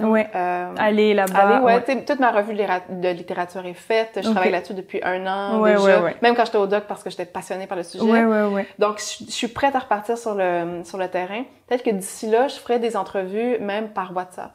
Donc, il faut s'adapter. J'ai même à travers d'autres projets anthropologiques, j'ai fait beaucoup d'entrevues par Zoom. C'est pas génial. C'est pas la même chose, mais oui. Là, maintenant, en plus, pour un postdoc, c'est quand même une recherche qui est plus restreinte. Exactement. Au bout du compte, ça va donner des articles, c'est ça. Donc, pas besoin d'avoir autant de besoin d'être dans l'observation participante. J'ai des questions clés à poser plus. Donc, je peux déjà faire un pré-terrain comme ça, à distance. Puis c'est l'objectif. J'ai déjà une couple de contacts pour finalement retourner en Inde pour peut-être être plus dans l'observation. Quelques mois, mais pas non plus. Non, exactement. Non. OK. Et ça, tu t'envisages vraiment après la suite de toujours continuer à travailler sur les femmes, mais d'envisager un peu les thématiques un peu plus larges en fait, comme là l'environnement. Mais est-ce que, même d'un point de vue, est-ce que tu verrais aussi les choses d'un point de vue économique? Parce que là, les conditions de vie des femmes, est-ce que tu as abordé ça aussi d'un point de vue économique, ou est-ce que ça c'est quelque chose que tu te réserves pour la suite? Ben, je dirais que oui, je l'ai abordé déjà. Moi, j'avais vraiment poussé une perspective intersectionnelle. Donc, je m'intéressais vraiment aux différentes dynamiques de pouvoir à travers différentes intersections, dont le côté économique. Surtout quand je parlais tantôt du rapport de pouvoir que certaines femmes peuvent avoir, toujours en fonction de l'argent. C'était vraiment un incontournable. D'un point de vue juridique aussi, parce que c'est une loi qui a tout simplement fait tomber complètement la source économique des Calbélias, qui a permis une agentivité des femmes, mais si c'était pas arrivé, aujourd'hui les femmes pratiquent encore la bourde à la maison. Exactement, c'est ça. Fait que c'est ça. Je suis allée chercher plusieurs intersections, ce qui fait que c'était quand même assez complet, mais je dirais que c'est vraiment à travers l'anthropologie plus appliquée. D'autres champs d'intérêt, la question féministe va rester, je pense, toute ma vie. Je suis très militante là-dessus, donc pour moi, c'est sûr que ça fait partie de mes valeurs. Puis et les changements climatiques aussi, tu sais, j'ai quand même une bonne éco-anxiété, je dirais. Donc, ça fait vraiment partie des angles que je veux. Des angles que tu as envie d'aborder puis maintenant. que je pense qu'ils vont rester encore pendant longtemps. Peut-être pas toujours en Inde, par contre. OK. Mais, et peut-être même sur la diaspora ici, ou peut-être... Oui, exact. Oui, un sujet qui m'intéresse beaucoup, puis malheureusement, on a très peu de données là-dessus, c'est sur les réfugiés climatiques. C'est pas encore un statut reconnu. Non. Mais je pense que il manque clairement d'anthropologues pour travailler là-dessus. Exactement. Et alors, du coup, tu parlais que tu étais assez militante au niveau de la question des femmes et des conditions des femmes. Comment tu as pu... en fait, est-ce que tu as fait des choses sur le terrain concret à ce niveau-là? Ou est-ce que ton intérêt est resté au niveau de ta recherche, de ta collecte de données? Ou est-ce que tu t'es impliqué, tu sais, comme on peut... Tu sais, il y a un peu des fois certains anthropologues qui peuvent se définir comme étant activistes et tout ça, ou engagés. Ça va dépendre des niveaux d'implication et politique un peu. Alors, comment tu te situerais? Et est-ce que tu as pu faire des choses à ce niveau-là? Surtout si après, tu avais les hommes quand même à côté qui étaient là. Ben moi, j'avais vraiment l'impression que c'était pas ma place sur le terrain de faire ça. Et que aussi, c'était un petit peu un coup d'épée dans l'eau, là. Tu sais, t'arrives pas... là-bas pour changer le monde, non, c'est ça, exactement, non, vraiment pas. Puis c'était vraiment pas mon but. Mais je dirais que le côté très féministe, c'était d'avoir abordé, tu sais, vraiment toutes ces idées d'agentivité puis d'empouvoirment avec les femmes. Puis, tu sais, d'avoir pu être vraiment plus une écoute, je dirais. Puis d'avoir eu un peu le rôle de passer un message. Je dirais que pour moi, ça, déjà, c'était une action féministe à travers mes recherches sans pousser un agenda féministe, parce que, tu sais, la vision du féminisme, en plus, là, c'est... puis c'est pas la même chose, puis on veut pas non plus être dans le néocolonialisme non plus, puis s'imposer. Les femmes que j'ai rencontrées, il y a personne qui se disait féministe. Elles l'étaient à leur propre façon, sans savoir le nommer. Et puis, c'était vraiment pas à moi de pousser cet agenda-là. Je dirais que mon implication, elle est vraiment plus ici. De un, dans mon intérêt, d'aller pousser vraiment plus des recherches qui sont féministes. Je dirais que ça, en soi, c'est une action. Mais aussi, par exemple, si je suis membre du Conseil des Montréalaises, ça permet de... Justement, Oui, qu'est-ce que c'est, en fait, ça, du coup? Est-ce que tu peux nous en parler? Ben oui, parce que j'en ai aucune idée, au final. Non, c'est ça. C'est pas tout le monde qui connaît ça, mais en fait, ça existe depuis 15 ans. OK. C'est un groupe de 15 femmes c'est un conseil consultatif à chaque fois qu'il y a des décisions qui sont prises à la ville. Par exemple, ça passe entre autres par le Conseil des Montréalaises pour voir si l'égalité des genres est respectée. On peut faire aussi des recherches et puis créer des mémoires de recommandations qu'on va donner à la ville. Ah, génial, OK. Oui, exactement. Et puis justement, la question du climat, c'est une question qui est abordée au sein du Conseil des Montréalaises. Donc, je participe justement à... donc ça, c'est bien. Le lien entre climat et inégalité de genre, même en milieu urbain à Montréal. Ouais. Donc, puis les féminicides, j'imagine, en ce moment aussi. Oui, exactement, la violence conjugale, etc. Ouais. Tout à fait. OK, donc toi, avec ton expertise de ce que tu as fait en Inde, ça apporte... Après, oui, c'est ça. Je dirais que ce que d'intéressant, le côté féminisme et anthropologie, je dirais que ça a surtout développé et aiguisé mon sens féministe. Ça l'a rendu plus complexe. En voyant comment est-ce que les femmes peuvent être féministes en Inde, en apprenant plus sur les relations malgré qu'on voit une société patriarcale avec les castes et tout, tu vois qu'il y a quand même quelque chose qui est là. Exact, et puis que la libération des femmes, c'est pas la même chose partout, ça veut pas dire la même affaire non plus. Ça n'a pas la même forme, ni les mêmes représentations. C'est pas les mêmes critères partout, exactement. Donc, je dirais que ça a beaucoup nuancé ma façon d'être féministe. OK. Et puis, c'est ça m'a ouvert les yeux sur aussi des causes que j'avais pas nécessairement remarquées à la base, comme moi, la question des enjeux climatiques et puis des femmes, pour moi, ça a émergé en Inde. T'sais. L'Inde, durant mon terrain, l'Inde, c'est un des pays les plus touchés par les changements climatiques. 70% des terres agricoles sont... En fait, l'Inde est rurale à 70%, mais 80% de ces terres-là sont tenues de façon informelle par des femmes. Et puis, il y avait beaucoup de femmes à Kalbelia, justement, quand elles dansaient pas, elles travaillaient sur des terres sans être payées, sans jamais pouvoir être propriétaires, sans jamais pouvoir hériter. C'est que déjà, c'est comme cette question-là avait émergé, exactement, c'est ça, à travers mon terrain. Donc, ça avait émergé en moi des questions féministes. Ben oui, j'imagine. Sans nécessairement les aborder dans ma thèse. Ben ouais. Alors, qu'est-ce que tu retiens de tout ça, je dirais, d'un point de vue peut-être académique, méthodologique de tes recherches, entre la maîtrise et le doctorat. Mais après même, est-ce que tu pourras nous en parler d'un point de vue personnel, toi? Comment, là, on voit que ça a aiguisé ton sens du féminisme au fil des ans et de tes terrains et de ton expérience. Mais je dirais, même toi, en tant que personne, de ta façon de faire la recherche, qu'est-ce que t'as... plus de préparation, hein, effectivement. Mais je veux dire, au-delà de ça, qu'est-ce que t'apprends auprès de ces femmes-là et de ces terrains qui te, qui te passionnent, mais qui sont certainement très durs aussi à entendre parce qu'on parle pas d'un sujet non plus, tu sais, les conditions de vie dans ces pays-là, mais aussi dans ces régions, c'est assez compliqué. Donc, qu'est-ce qui te... Je dirais, mettons, on sort du côté plus académique. Ouais, si on sort du côté académique d'abord. Je dirais que ça a développé, tu sais, je pense que j'en avais déjà, mais un encore plus grand sens d'empathie. Beaucoup d'écoute aussi, tu sais, quand t'es en anthropologie, t'as pas le choix d'écouter chaque petit détail qui pourrait être là, tu t'accroches un petit peu à tout ce que les gens peuvent dire, les sous-messages. Donc, je dirais que ça a développé beaucoup mon sens de l'écoute. Vraiment plus pointillé. Beaucoup plus aiguisé, exactement. Je dirais que c'est quelque chose que ça m'a beaucoup apporté. Puis honnêtement aussi une bonne capacité d'adaptation. Les anthropologues, quand tu arrives sur le terrain, là, c'est là que ça se passe, puis il faut que tu t'adaptes rapidement, puis il faut que tu te fasses accepter aussi.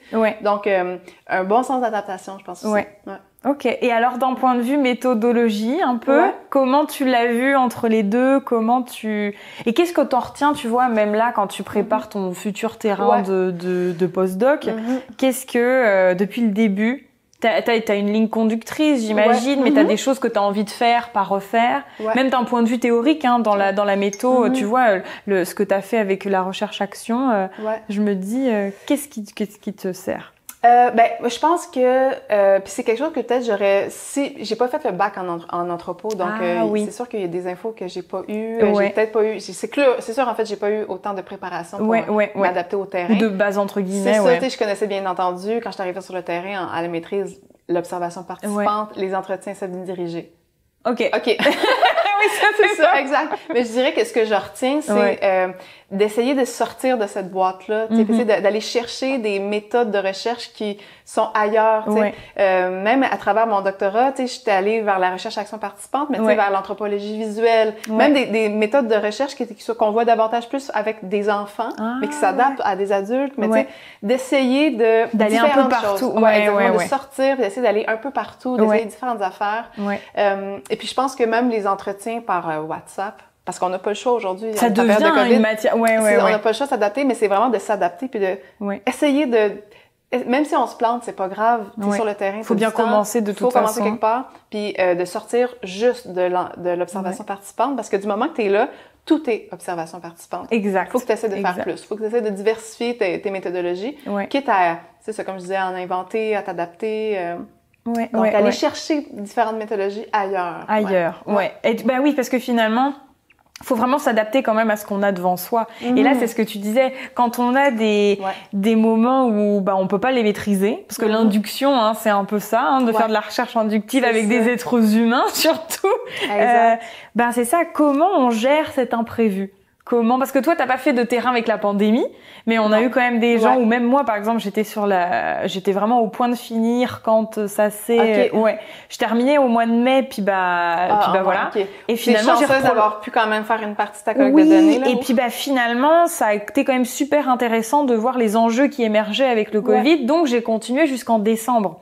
Mais c'est des choses où j'aurais pu être complètement à l'inverse, tout arrêter et puis être embêtée et puis ça aurait été même si j'avais une partie qui avait été faite, mais je veux dire, on n'a pas tous été chanceux à ce point-là de prolonger grâce au Covid. Là, on peut dire que c'était pas plus à cause que grâce. Et du coup, je me dis, toi, comment t'as pu gérer les imprévus? Est-ce que, puisqu'on parle un peu dans ce podcast, c'est aussi la notion du temps qui est différente, la notion de l'organisation.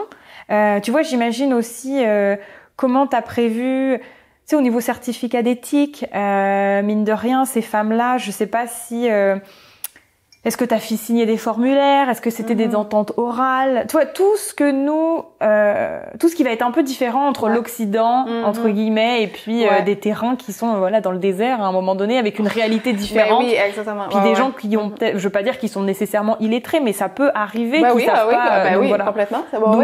Donc comment on gère ces choses-là?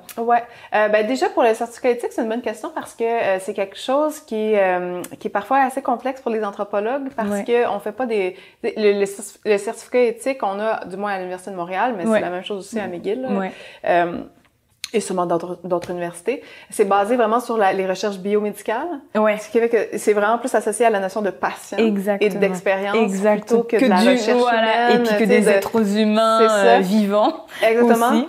Fait que je dirais que, même pour ça, mais aussi pour tout le reste, c'est vraiment la notion de lâcher prise, là. Tu sais, donc, c'est d'accepter que non, effectivement, si tu présentes le formulaire comme le désire ton université, le comité d'éthique, c'est ça, ça sera pas reçu de la même façon. C'est ça, exactement. En Inde, ce que je faisais, c'est que au moins, on est ouvert à des consentements verbaux. Ah, ok. Donc, tu sais, je montrais le papier que personne pouvait lire parce que c'est en anglais, puis la plupart du temps, personne parlait anglais. Puis, tu sais, pas en tout. Fait que, tu sais, je le montrais quand même, j'enregistrais. C'était aussi officiel. Exactement, c'est ça. Puis je disais juste qu'est-ce que tu as écrit dessus, puis est-ce que tu acceptes de participer, puis le consentement verbal très simple. Puis une fois que ça c'est fait, c'était bon. C'est exactement, c'est enregistré, puis voilà, plus de problème. Puis je dirais pour les imprévus, tu sais, c'est arrivé souvent que j'avais un échéancier avec OK, tel moment dans l'année, je vais être là. Ouais. Puis c'est ça, tu parlais de la notion du temps, mais tu sais, tout est tellement plus lent, différent. Tu sais, tu donnes un rendez-vous à 2h, mais il arrive à 5. Ça arrive à 5 minimum, exactement. C'est ça. Donc c'est gros lâcher prise. Lâcher prise. Puis même moi, ce que je me disais au départ, tu sais, j'avais prévu tout mon échéancier. Puis même quand t'es au doctorat, faut il faut un projet. Il faut que tu le fasses pour ensuite le mettre à la poubelle. Oui, parce que c'est plus bon à rien. C'est vraiment ça, ça. Il doit être beau dans le dossier. C'est ça, exactement. Qui va se révéler absolument à rien. Puis après, moi-même, je disais vraiment, je vais te suivre. Tu sais, ce que tu fais dans la journée, je vais te suivre. Aujourd'hui, même, je me rappelle une fois, Mané, on savait pas qu'est-ce qu'on allait faire. C'était rendu dans la basse saison des concerts, il y avait presque rien. Puis je me rappelle, j'étais avec une de mes amies, Calbélia, puis elle m'avait dit, ben là, il y aurait un concert qui serait complètement à l'autre bout de l'Inde. On était complètement à l'ouest, complètement à l'autre bout. Puis elle dit, tu veux-tu venir? Je suis comme, OK, j'ai rien à c'est pas faire. prévu, mais qu'est-ce que j'ai d'autre à faire? Je vais la suivre durant son concert. Fait que là, on est parti, elle et puis 3 musiciens, dans la classe la plus basse de train, là. Donc, un trajet qui durait 3 jours. Oh, punaise! Et puis, on s'est ramassé, le train était en retard, finalement, on a dormi dans la gare par terre. On avait une couverte, puis on dormait la tête sur notre sac à dos pour attendre le train. Finalement, c'est ça. Ça a pris 3 jours. On dormait sur la même banquette en cuillère. Puis là, une fois rendu là, on a fait le concert, ça a duré 2 heures. Journée même, on est revenu. Arrête pour Donc, 2 heures oui, de concert. exactement. Puis tu sais, si je l'avais prévu, j'aurais jamais fait ça. Bah oui, c'est sûr. Mais à là, savoir, qu'est-ce que j'avais d'autre à faire? T'sais? Ouais, ok. Ouais. Ah waouh, c'est fou. Ouais, fait que je dirais lâcher prise, puis suivre qu'est-ce qui se passe. De toute façon, c'est pas toi en réalité. Tu sais pas qu'est-ce qui va se passer, tu sais. Non, c'est vrai. Puis ta recherche, c'est avec les humains avec lesquels tu travailles, puis c'est eux qui vont diriger ta recherche. Exactement. Ouais. Oui, mais ça, c'est pas nécessairement quelque chose qu'on apprend dans les cours de métaux, comme tu dis. C'est non, exact. Entretien semi-dirigé et observation. C'est ça. Ce qui est bien, il faut des bases, mais c'est sûr qu'après, la vie fait qu'en fonction du contexte dans lequel on va se situer, c'est différent. C'est quelque chose que je reprocherais quand même, tu sais, au cursus en anthropologie, là, de façon générale, c'est qu'on n'apprend pas justement à regarder les autres options. Tu sais, quand, mettons, tu vois que tu sais, ça marche pas toujours, l'observation participante, dépendamment... ça fonctionne, mais il y a ses limites. Voilà, exactement. Les entretiens semi-dirigés, c'est le fun, mais une fois que tu en as fait 2 avec une personne, elle va avoir l'impression qu'elle t'a tout dit. Là, fait que ça devient fatigant de refaire des entrevues. Puis l'informel est important. Oui, et exactement, puis, non, c'est ça. D'apprendre à gérer toutes ces informations-là informelles, d'aller voir d'autres méthodologies, c'est pas tant quelque chose... Du moins, encore une fois, j'ai pas fait le bac, fait que je sais pas. Non, mais on apprend. Mais en fait, c'est ce qu'on dit, hein, que de toute façon, bon, là ou peut-être même ailleurs, mais en tout cas, nous, à l'université de Montréal, ce que je vois, c'est qu'on manque cruellement de cours de métaux. Et je pense, même si on en a, c'est pas suffisant, ou alors c'est trop. Conventionnel. Voilà, c'est ça, c'est trop dans le cadre. Et en fait, on sait qu'une fois qu'on est sur le terrain, on est complètement hors du cadre. On n'a plus de cadre et en fait, on est perturbé, hein, parce que on se dit non, ça doit rester comme ça. Puis en fait, non, c'est pas le but. Non, exactement. Mais ça, on l'apprend pas de, comme tu dis, lâcher prise, mais aussi voir du ailleurs, entre les lignes et puis en dehors du cadre. Puis en ayant ces outils-là en tête, ça fait qu'on s'adapte mieux, je pense, quand c'est le temps, quand on a un imprévu. Comme j'ai l'impression qu'avoir vécu tous ces imprévus-là, avec ma maîtrise, avec mon doc, j'ai l'impression que je suis beaucoup plus outillée pour le post-doc parce que j'ai plus d'outils dans mon sac, mais j'aurais aimé ça peut-être... Les avoir un peu avant, mais plus que, comme on disait, 2 méthodes qui sont très conventionnelles. Savoir qu'en fait, c'est normal que c'est bien de faire les observations, c'est normal parce qu'on a besoin des entretiens, mais finalement, il y a autre chose. Et c'est ça. Et puis c'est surtout, comme tu dis, hein, il faut faut être conscient qu'en fait, on prévoit des choses, mais ça va pas se passer comme ça. Non. Et limite, c'est normal, en fait, et c'est même mieux parce que ça veut dire que ça vit. C'est parce que c'est quand même vivant le terrain. Donc, Puis il y a des bonnes chances que tes recherches soient aussi vraiment plus intéressantes pour toi. C'est clair. Quand que pire ce que t'as prévu. Oui, exactement. Non, exactement. Et alors, du coup, tu parlais d'anthropologie visuelle. Et alors, je me demandais, qu'est-ce que t'as utilisé? Est-ce que t'as fait des films? Est-ce que t'as fait, est-ce que t'as filmé les danses Calbélia? Ou est-ce que d'un point de vue méthodologique, tu as utilisé ça? Je serais curieuse, en fait. Dans la recherche action participante, tu as différentes sous-méthodologies, je pourrais dire. Puis il y a beaucoup d'aspects de l'anthropologie visuelle qui est là. Comme par exemple les lignes du temps, les lignes de vie, c'est visuel, etc. Puis ça donne des photos. Donc ça en est. Donc c'est pas nécessairement que du cinéma, entre guillemets, du documentaire. Absolument pas, exactement. Visuel, c'est vraiment ce qu'on voit avec les yeux. D'accord, donc ça peut être n'importe quoi. Exactement. Puis en fait, c'est littéralement la mise en visuel d'un récit de vie. Puis le fait de voir les choses, c'est tu sais, comme les gens disent parfois, mais moi je suis plus visuel qu'auditif. Oui. C'est pas nécessairement vrai. L'idée, c'est que de voir les choses, ça nous permet de faire plus de liens, des liens plus facilement. Puis des fois, en construisant ton récit de vie, puis en le voyant sous tes yeux, ça te permet de l'analyser avec le chercheur en même temps, de le voir se construire puis de voir les incohérences. Donc, tu sais, il y a ce côté-là visuel de l'anthropologie qui est vraiment très pratique.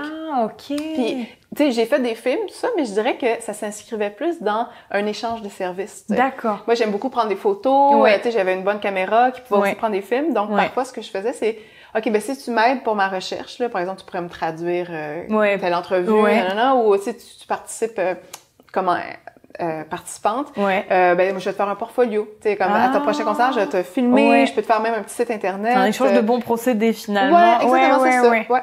Ok, donc ça, toi aussi, t'as un peu négocié ta place comme ça, finalement. Ben, t'as pas le choix d'offrir quelque chose. Si t'arrives en me disant aidez-moi pour ma recherche, puis si t'as rien à offrir, les gens vont comme ben non là, tu sais. Comme quand t'habites chez quelqu'un, tu participes. Oui. Non, c'est vrai. Ouais, exact. Puis que quelqu'un t'aide dans ta recherche, tu sais, grâce à ces femmes-là, j'ai un doctorat là. Ouais, non, donc c'est vrai. j'ai participé à l'économie familiale, j'ai offert des services, j'ai rendu service, tu sais. Parce que c'était la moindre des choses. Ben oui, non, j'avoue. Alors, comment t'as vécu ta place de femme chercheur sur le terrain? Ma place de femme chercheur sur le terrain, je dirais que au départ, ce qui est intéressant avec en Inde, c'est que les rôles de genre sont extrêmement définis, sont très clairs. Puis, tu sais, les femmes en Inde pratiquent la purdah. Donc, c'est une pratique de ségrégation des espaces de vie. Ah oui, pardon. Tantôt, je parlais que les femmes étaient voilées, mais ça, c'est une façon de séparer les hommes des femmes. Donc, les femmes sont voilées, même à l'intérieur de leur propre maison. Mais c'est aussi que les espaces communs sont aussi divisés, les espaces publics. Généralement, la sphère publique, ça s'associe aux hommes. Et la sphère privée aux femmes. Voilà, exactement. Donc, moi, quand je suis arrivée sur le terrain, je pratiquais pas la purdah. Avec le temps, oui. C'est ce que j'expliquais tantôt, mais au début, non. Et puis, parce que j'étais blanche, ben, tu sais, je m'inscrivais pas encore dans ces dynamiques de genre-là. Ce qui fait qu'au départ, même si j'étais une femme, j'avais accès à la sphère des hommes. Donc, au début je réalisais qu'il y avait comme pas de différence. Tu sais, je suis aussi à l'aise avec un et l'autre, c'est ça. Mais tranquillement, c'est là que j'ai vu que mon rôle de femme comme chercheuse prenait une place particulière. Ça m'ouvrait énormément à la sphère des femmes. Si j'avais été un chercheur homme, ça aurait pas pu être le cas. Vraiment. Mais plus j'étais à l'aise, plus je me rapprochais des femmes, moins j'avais accès à des hommes. Ouais, d'accord. Donc, presque toutes mes entrevues avec les hommes ont été faites au début. Mais t'as quand même eu accès aux hommes, parce que pour certains, tu vois, par exemple, on en parlait avec Anthony, lui, la sphère des femmes, rien du tout, alors que des fois, on peut avoir un entre-deux, tu vois. Mais là, toi, c'était au début. Moi, c'était au début, exactement. Puis plus j'étais sur le terrain, puis plus aussi, les femmes se confiaient à moi. Puis là, ils se sentaient pas super à l'aise qu'après, s'ils m'ont parlé de leur mari pendant comme 3 heures, là, je m'en vais lui parler. Ouais, puis là, tu sais ce qu'ils ont dit sur le...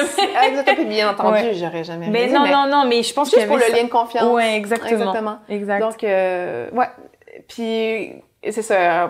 Comment j'ai vécu le fait d'être femme sur le terrain, c'était aussi, justement, quand je parlais de mes restrictions, de mes libertés qui malgré que tu sois chercheur, t'étais femme avant d'être chercheur. Exactement, Puis je dirais qu'il y avait aussi un enjeu, tu sais, de sécurité, là. Tu sais, je me mentirais pas, il y a eu des fois des moments où j'ai eu peur quand même pour ma sécurité, ou, tu sais, dans les bidonvilles, là, quand les gens décidaient de faire le party, là, ça dégénérait, là. Surtout quand je disais que les hommes avaient beaucoup de problèmes d'alcool. Là, quand ça commençait à boire, des fois, c'est arrivé des hommes qui fassent comme des petites agressions, tu sais, des gestes déplacés. Donc, c'est des choses qui arrivaient vraiment... Donc, toi, t'as subi des choses comme ça? Oui, ça m'est arrivé, OK. Puis, en tout cas, je sais pas si je vais raconter cette anecdote-là, c'est un peu intense, mais...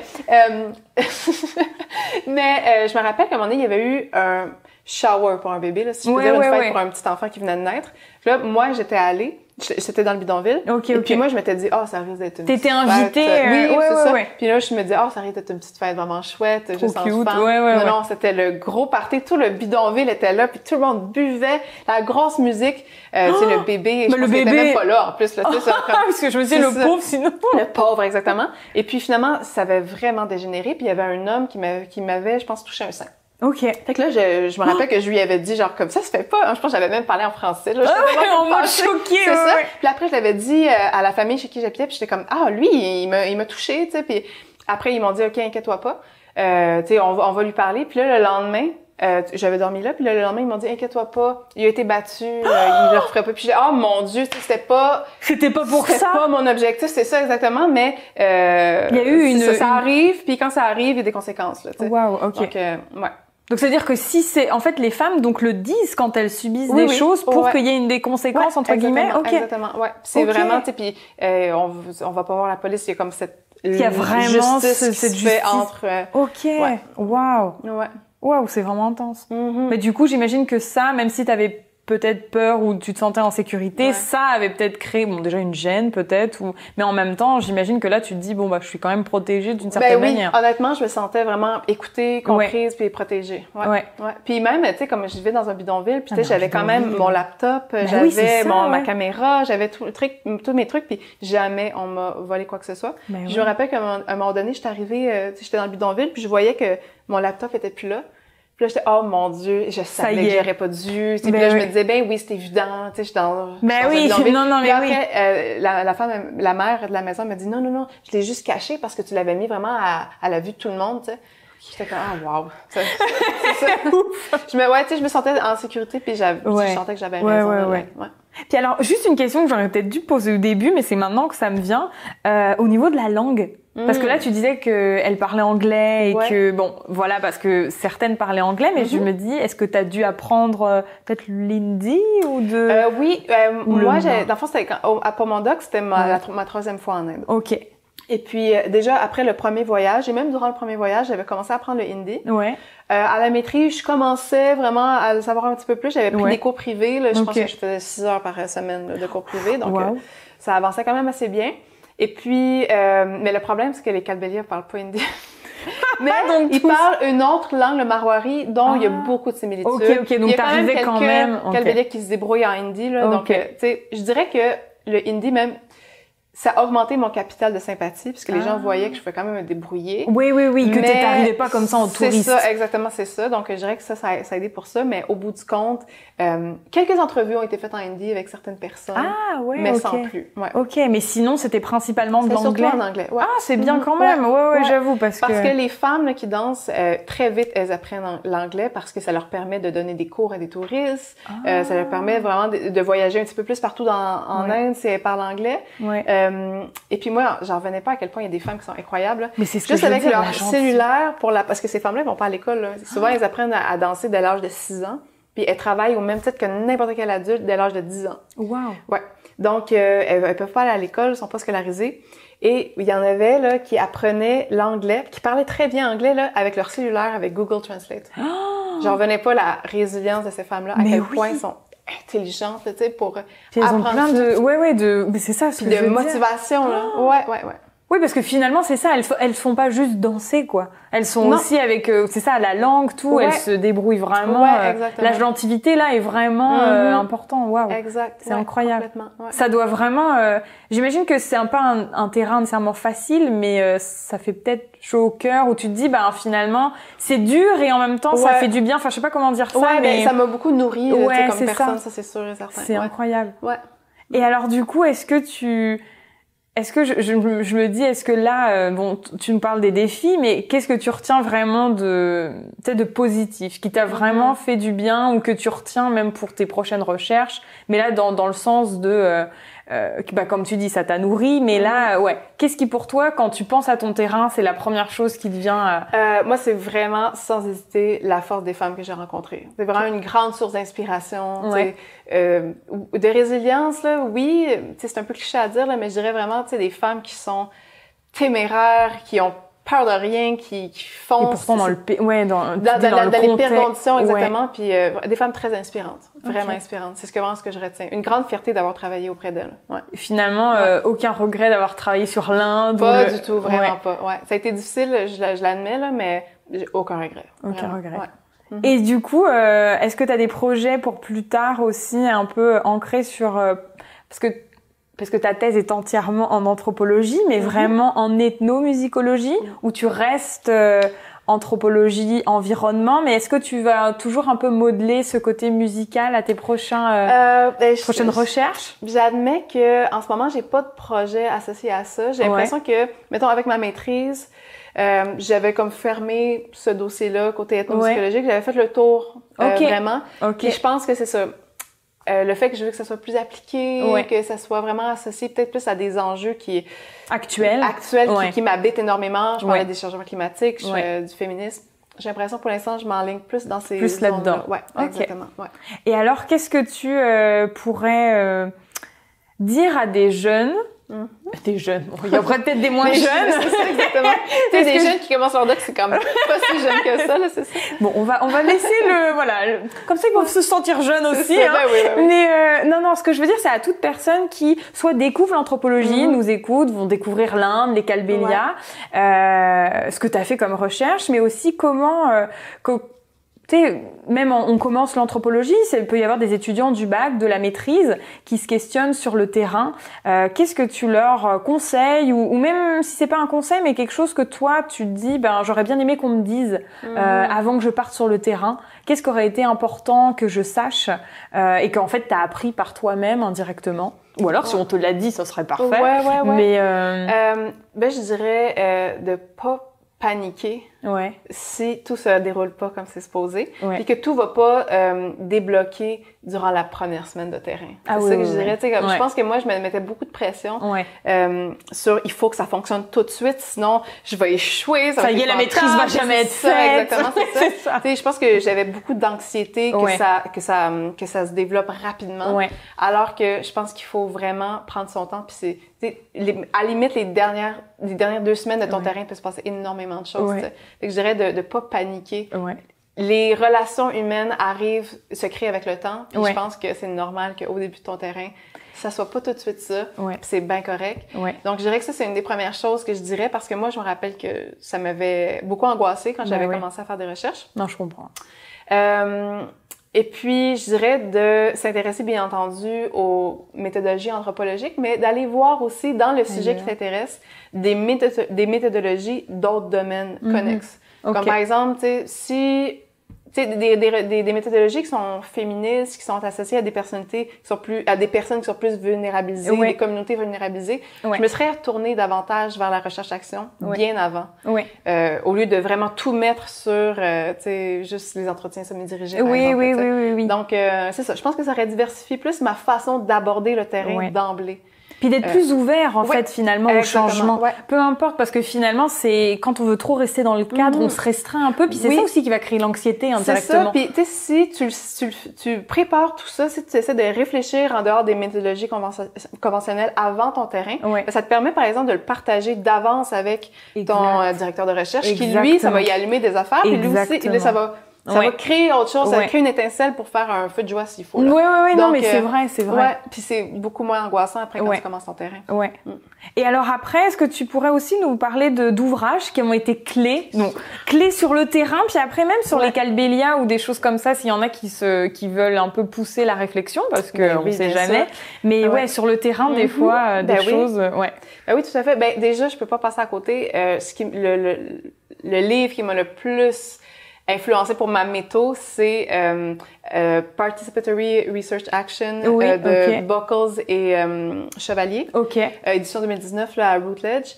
Donc ça, c'est là que j'ai puisé. Ça, c'est la Bible. C'est la Bible, exactement. C'est là que j'ai puisé l'outil, entre autres, exactement, que je parlais. Donc, super pratique pour toutes sortes de super bons exemples de terrain. Ça, je suggère vraiment fortement. Sinon, pour ce qui est des Calbélia, autopromotion. Ta thèse? Oui, ma thèse. Un peu long à lire, mais s'il y a autre chose. Mais qui a été acceptée en publication pour un manuscrit aux presses de l'Université de Montréal. Donc, sûrement bientôt, exactement. Super. Donc, restez à l'affût. On mettra ça en description. C'est ça. Le jour de sortir. Mais sans farce, je dirais que si vous vous intéressez à l'Inde, un livre qui est vraiment intéressant, c'est pas nécessairement sur les Calbélia, mais qui est vraiment intéressant, qui parle des enjeux de genre, mais davantage avec les hijras qui sont le 3e sexe. Mathieu Boisvert qui a écrit un livre qui est vraiment incroyable. À l'UQAM, honnêtement, c'est vraiment un bon livre. Un bon exemple aussi, lui, il est au département des religions, mais au bout du compte, il fait vraiment une recherche anthropologique, ethnographique. C'est un bon exemple de multidisciplinarité vraiment intéressante. Puis, son livre se termine avec des récits de vie qui sont vraiment super beaux. C'est vrai. Je le suggère. Puis si vous intéressez peut-être plus à l'ethnomusicologie, mais aussi à la question féministe, il y a Hélène Koskov qui a écrit A Feminist Ethnomusicology, simple comme ça, qui m'avait en fait initiée aux recherches féministes en contexte ethnographique. Génial. Super intéressant. Génial. Donc, ce serait mes suggestions de lecture. Ben oui, parce qu'on veut que ça sorte un peu aussi le côté féministe dans l'anthropologie qui est pas toujours super bien. Puis qui est pas toujours juste militant. Exactement. C'est juste d'être capable de cerner les enjeux puis de les comprendre de façon à viser l'égalité. Ok, c'est trop cool alors. Merci beaucoup pour l'invitation, c'était vraiment le fun. Un petit mot de la fin ou pas du tout? Un petit mot de la fin, mon Dieu, j'irais avec... Tu peux dire cookie, hein? C'est ça, exactement, c'est ça. Tu veux dire n'importe quoi. Je dirais... Lâcher prise. Ouais. Quand on parlait du terrain, moi, je C'est dirais vrai. lâcher prise. C'est vrai. Ouais. Super. Ouais. Merci beaucoup à toi. Ben, C'était merci. génial. Ouais, ça a l'air le fun. Merci d'avoir regardé cette vidéo. Abonnez-vous pour ne pas manquer les prochains épisodes et n'hésitez pas à partager si vous avez aimé ce sujet.